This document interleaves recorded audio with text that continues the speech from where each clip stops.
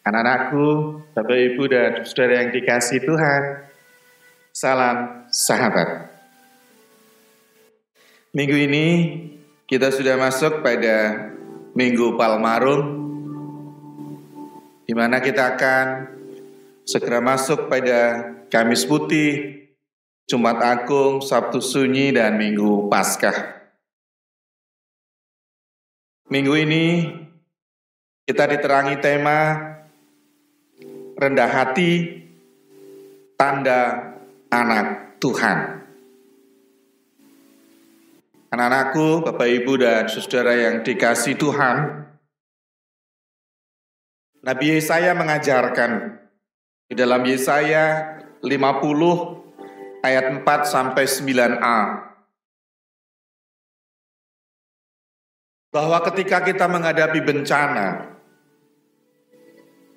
itu tidak berarti bahwa sebagai sesuatu yang harus menjadi pembuktian seberapa hebat dan kuat iman kita. Yesaya justru mengajarkan bahwa dalam setiap bencana sebenarnya iman kita justru akan dikuatkan. Kita tidak perlu membuktikan kepada orang lain bahwa iman kita kuat untuk berani menghadapi bencana saat ini.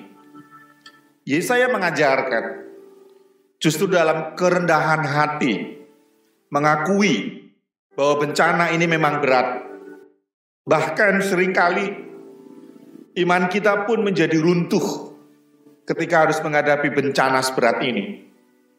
Namun justru dalam kesadaran kelemahan kita itu, Yesaya mengajak kita semua untuk meyakini bahwa setiap bencana yang terjadi adalah salah satu cara Tuhan untuk menolong saya, Bapak, Ibu, Saudara-saudara dan anak-anakku yang dikasihi Tuhan, untuk memiliki mata, untuk memiliki telinga, untuk memiliki mulut yang semakin rendah hati.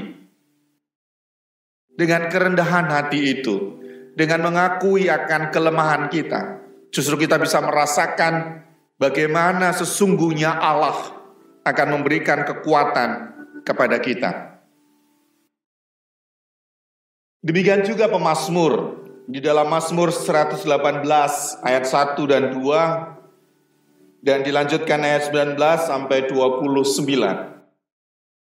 Pemazmur meyakini bahwa kasih Tuhan itu tidak akan pernah berhenti.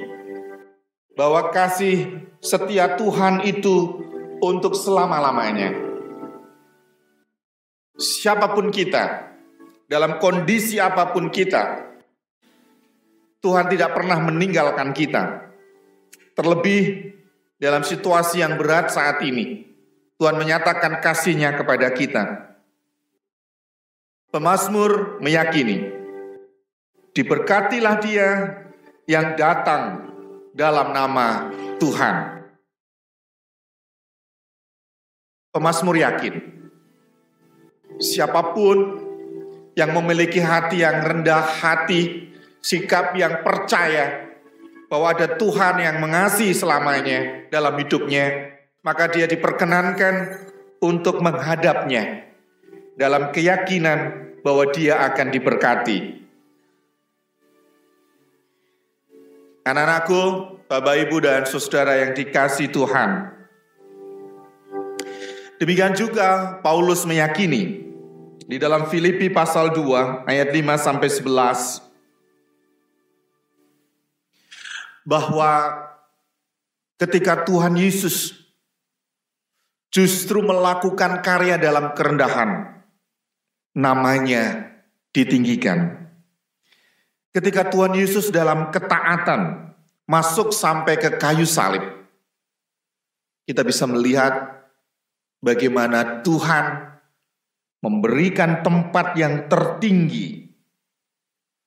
Namun, kalau kita belajar dari Matius pasal 21 ayat 1-11, Sang Raja yang dimuliakan itu bukan menaiki kuda yang gagah, tetapi menaiki keledai. Itu berarti bahwa kekuasaan Tuhan Yesus tidak dipertahankan sebagai anak Allah, tetapi datang ke dunia untuk merasakan penderitaan, untuk mati di kayu salib, dan dalam kerendahannya itu Tuhan meninggikannya. Mari, di tengah bencana yang sedang kita alami ini, kita tidak perlu membuktikan seberapa hebat iman kita, seberapa kuat kita, tetapi justru kita mengakui akan keterbatasan dan kelemahan kita. Dan biarlah melalui bencana saat ini, kita semua akan dikuatkan oleh Tuhan. Mata, telinga, mulut kita diajak untuk menjadi orang-orang yang rendah hati. Kita tidak usah menutupi ketakutan, kecemasan, bahkan kelemahan iman kita. Tapi mari dengan jujur kita terbuka dan nyatakan ketakutan, kecemasan, bahkan keruntuhan iman kita ini kepada Tuhan. Tidak perlu takut bahwa ketika iman kita menjadi lemah, lalu kita hancur. Tetapi justru dengan kesadaran bahwa saat ini iman kita lemah dan kita membutuhkan Tuhan, Tuhan akan menguatkan kita.